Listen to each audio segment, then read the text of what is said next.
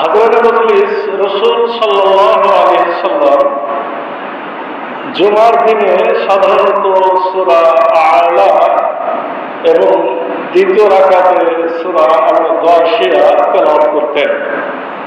এমনকি ঈদের জামাতেও আল্লাহ রাসূল হযরত মুহাম্মদ সাল্লাল্লাহু আলাইহি ওয়াসাল্লাম প্রথম রাকাতে সূরা আল-আ'লা এবং দ্বিতীয় রাকাতে সূরা আল-গাশিয়া তেলাওয়াত করতেন।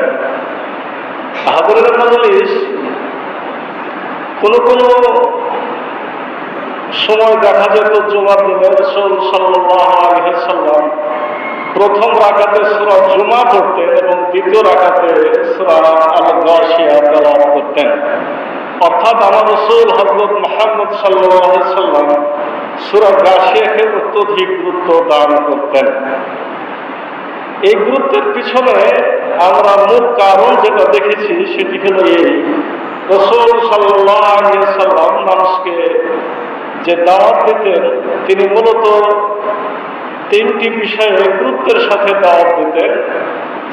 সেটা হলো তাওহীদ, আল্লাহর একত্ববাদ, রিসালাত অর্থাৎ রাসূল সাল্লাল্লাহু আলাইহি ওয়াসাল্লামের প্রয়োজনীয়তা এবং আখিরাত অর্থাৎ মৃত্যুর পরবর্তী আরেকটি জীবন। এই বিষয়ে আল্লাহ রাসূল সাল্লাল্লাহু আলাইহি ওয়াসাল্লাম অত্যধিক গুরুত্ব দিতেন। আর আমরা খেয়াল করছি যে সূরা গাশিয়া মূলত আখিরাতের বিষয়ে অত্যধিক গুরুত্ব দেওয়া হয়েছে। সূরা আল-আ'লার মধ্যে তাওহীদ, রিসালাত এবং আখিরাতের আলোচনা আছে এবং সূরা আল-আ'লার সাথে সূরা আল-গাশিয়ার একটা গুরুত্বপূর্ণ সম্পর্ক আছে। সূরা আল-আ'লাকে আমরা পড়ে এসেছি, রব্বুল আলামিন সেখানে বলেছেন সাইয়াযাক্কারু মান ইয়াখশা। হে রাসূল, তোমার কাছ থেকে তো উপদেশ গ্রহণ করবে তারা যারা কি করে, যারা মূলত আল্লাহকে ভয় করে।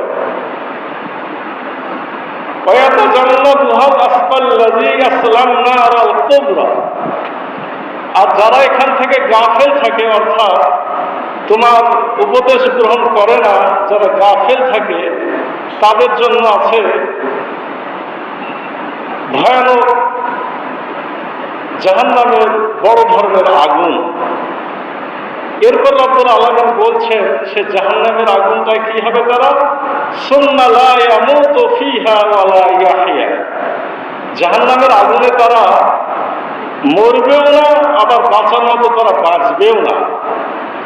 এই আয়াতগুলির সাথে সূরা আল-গাশিয়ার একটা সম্পর্ক আছে। অর্থাৎ সূরা আল-আ'লাতে যে কথাটি সংক্ষিপ্তভাবে বলা হলো, সূরা গাশিয়াতে সে কথাটি বিস্তারিতভাবে বর্ণনা করা হয়েছে। এবং সূরা গাশিয়াতে কিয়ামতের কথা, আখিরাতের কথা, রব্বুল আলামিনের কাছে জবাবদিহির কথা কত গুরুত্বের সাথে বর্ণনা করা হয়েছে। এই বিষয়টি আমরা আল্লাহ রাসূল হযরত মুহাম্মদ সাল্লাল্লাহু আলাইহি ওয়াসাল্লামের একটি হাদিসে পাই যে আল্লাহ রাসূল হযরত মুহাম্মদ সাল্লাল্লাহু আলাইহি ওয়াসাল্লামকে একবার হযরত আবু বকর সিদ্দিক রাদিয়াল্লাহু আনহু বলছেন, ইয়া রাসূলুল্লাহ, আপনার চেহারাতে আমি বয়সের ছাপ লক্ষ্য করছি, আপনি কি বৃদ্ধ হয়ে যাচ্ছেন? রাসূলুল্লাহ সাল্লাল্লাহু আলাইহি ওয়াসাল্লাম বললেন যে হ্যাঁ, সূরা গাশিয়া, সূরা কিয়ামা এই ধরনের সূরাগুলো আমাকে বৃদ্ধ বানিয়ে ফেলছে। অর্থাৎ এই সূরাগুলোতে এত ভয়ঙ্কর বিষয় আলোচিত হয়েছে যে আল্লাহ রাসূল হযরত মুহাম্মদ সাল্লাল্লাহু আলাইহি ওয়াসাল্লাম পর্যন্ত তিনি বলছেন এই সূরাগুলো আমাকে বার্ধক্যে পৌঁছে দিচ্ছে।